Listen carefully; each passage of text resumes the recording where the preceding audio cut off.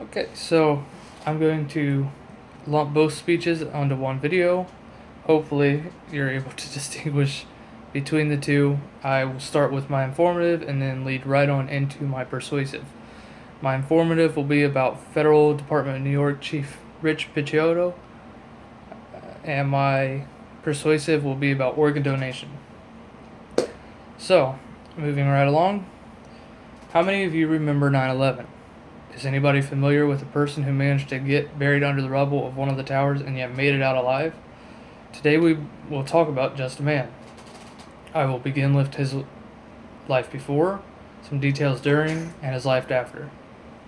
Although most of you aren't familiar with this hero now, hopefully I can enlighten you all a little today with some details of his heroic efforts. Chief Picciotto before.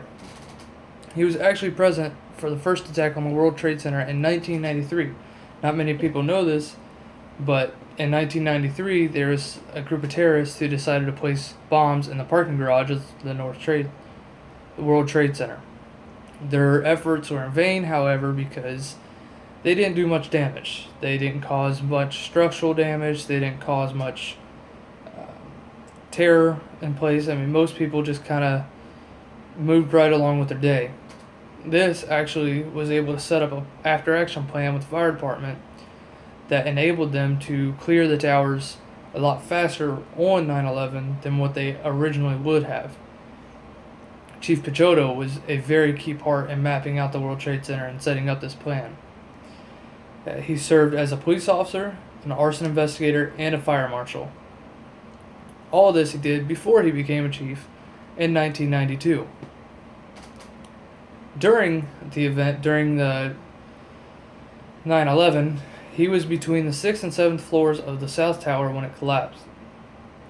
He originally made it up to, I believe, the 30th floor when the North Tower collapsed, and he heard and witnessed it falling. He ordered an evacuation, which many experts believe led to countless lives being saved of firemen and police officers that were still in the building. He survived for over 4 hours while making his way out. He was trapped inside a stairwell, which enabled a pocket kind of deal to harbor him and his crew of 8 people, including an elderly lady in her late 80s, to survive in while they came up with an escape plan. Originally, they believed that they were going to be rescued and they were going to just wait there. However, Chief Picciotto decided that he was tired of waiting. He wouldn't leave after his escape until all the people he was trapped with got out. Chief Picciotto was actually the original person who left the rubble. He was able to make his way out using ropes, climbing techniques, and a whole lot of luck, as he describes in his book, Last Man Down. He details the struggle he went through to make it out. He details the struggle of leaving his men behind to attempt to go get help, and he details the struggle of dealing with the fact that he may die. He was worried that his wife would not see him again. He was worried his kids would not see him again, and he was just worried in general that his men were not going to make it out alive. He already realized many people had died that day, and he was trying to minimize the rest of the casualties. And eventually he made it out and he got everybody out. And he stayed to help organize rescue efforts long after he made it out. Now, his life after the actual event. He works as a motivational speaker in which he talks about his escape, his recovery, how he deals with post-traumatic stress.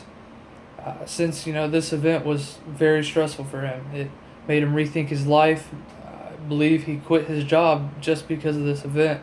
He decided that the gear that they had that was deficient and the gear that they had that he'd been pushing for new for years was actually causing more death than what should have happened. He returns to the site yearly. He believes that returning to the site helps with his post-traumatic stress.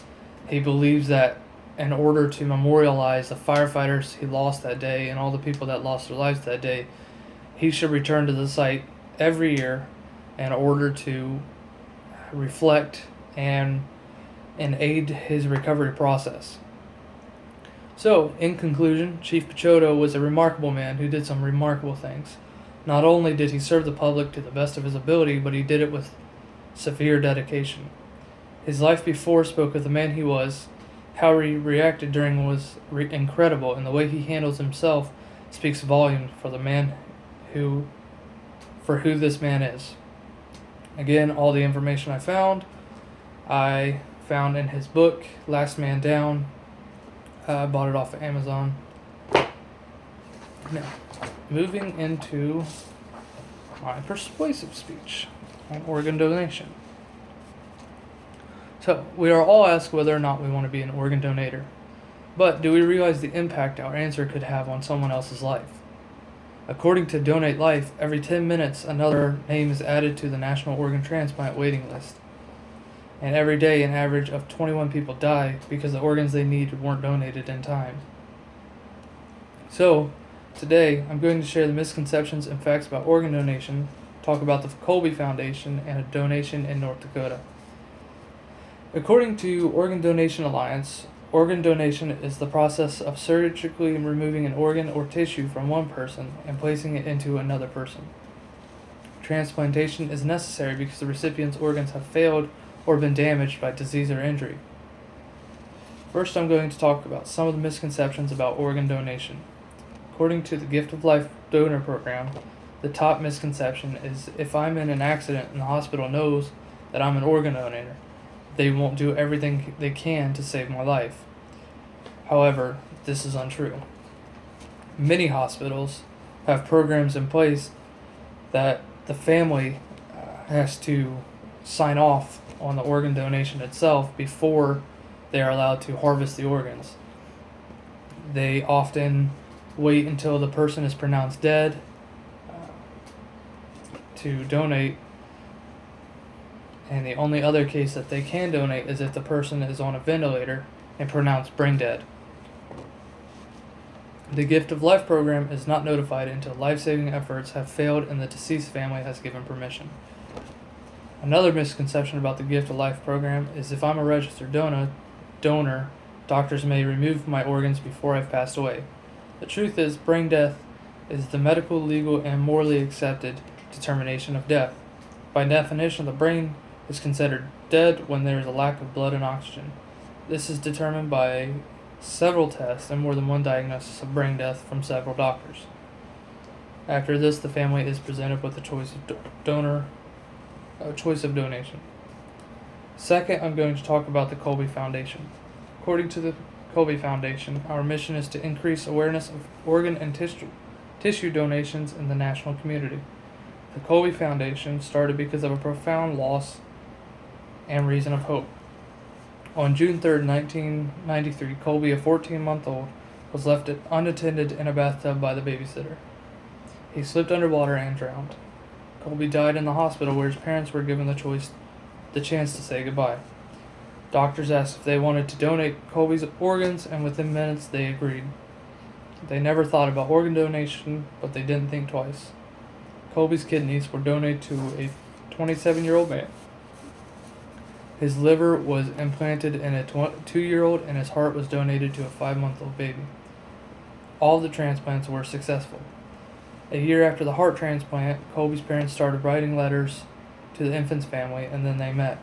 2 years later, they started Colby's Foundation to honor his memory and to inspire and educate others about organ and tissue donation.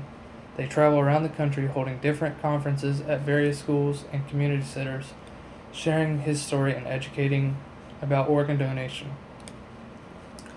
Lastly, I'm going to share an organ donation story that happened in North Dakota and how you can become a donor. According to every organ donor, Fargo police officer Jason Mosher was shot and killed while he was responding to a domestic violence call in February.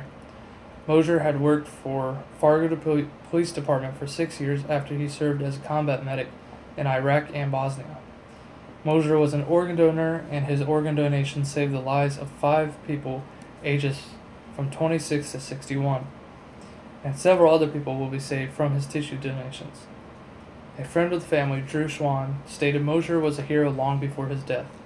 Just like his recent gift of life, those who need it, he gives so many people a reason to keep smiling and moving forward, even during this extremely difficult time.